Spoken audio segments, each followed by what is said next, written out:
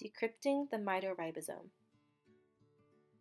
Before we dive into the mitoribosome, first we must look at the cell.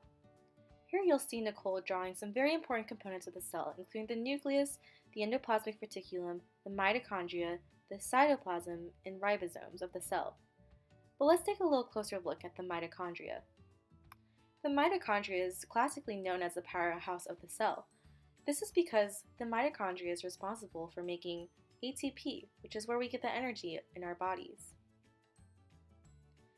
You might be noticing that the membrane of the mitochondria is folded in a very particular way, forming cristae. These folds are very important because they allow the mitochondria to fit more of the machinery that produces ATP. Let's dive in a little deeper to see where they come from. Ribosomes are responsible for making the proteins that are essential to our bodies.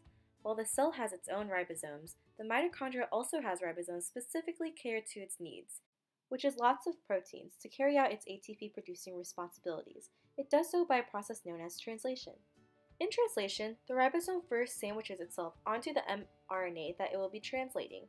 The transfer RNA will bring an amino acid that it is tethered to into the aminoacyl site, or A site. This serves as a point of entry for the amino acid. It moves onto the peptidyl site, or P site, where the amino acid gets added to a chain formed by other amino acids.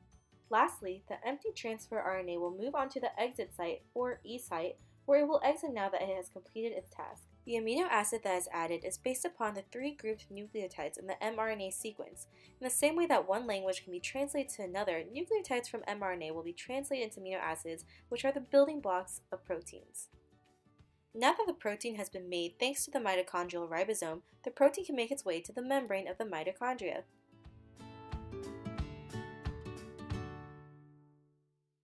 In the mitochondria, there are several complexes that work together as a pathway called the oxidative phosphorylation pathway.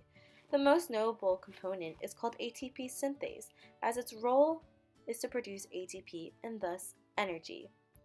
Without the mitochondrial ribosomes, we wouldn't have all the pieces to make this pathway, so we wouldn't have the energy needed to do fun things like play basketball, go biking, or flying a kite.